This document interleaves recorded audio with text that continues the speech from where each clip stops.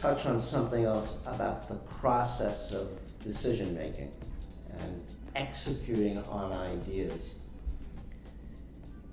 It certainly seems to me, from listening to you, that you might say, well, it's easier for the people who've generated the wealth just to go ahead and get their ideas out the door and give away the money, rather than involving the next gen. That's the easy part to do.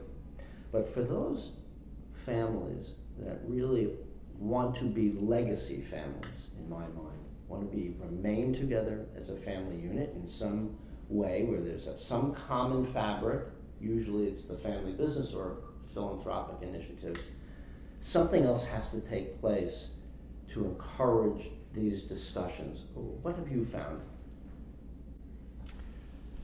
I like to talk about a dinner table and a philanthropic table.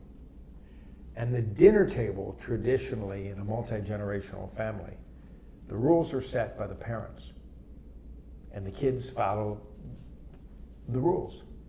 And mom or dad sits in their regular seat, and the kids show up, and there's a certain standard of behavior that is dominated by the older generation. A philanthropic table has to be completely different in order to be effective across the generations. And we talk about creating a safe zone, a zone of safety for the rising generations to come to that philanthropic table with their values, their lens, their passions, and their goals, equally important to those of the wealth creators, so that everybody is sitting as an equal player at the philanthropic planning table. And that's called creating a safe zone.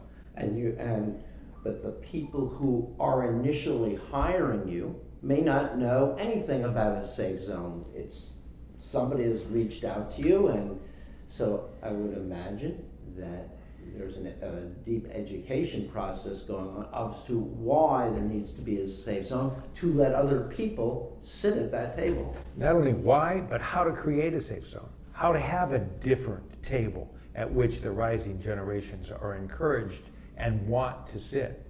I have a client that I work with who has a lot of trouble with this concept of a safe zone.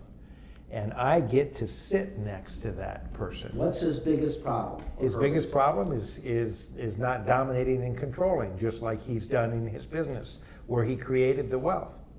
So at the philanthropic planning table, I sit next to him, and I have permission to kick him under the table. And I do. He wears cowboy boots, I'm happy to say, so I don't hurt his shins.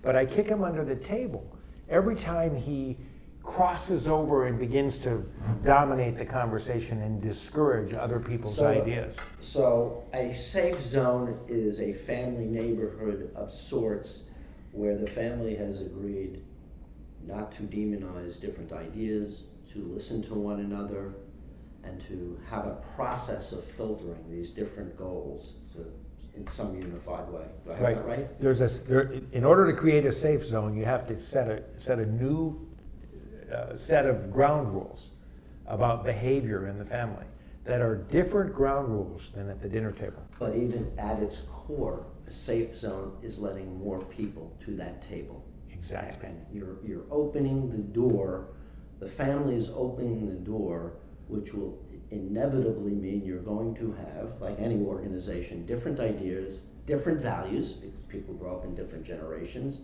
and different interests.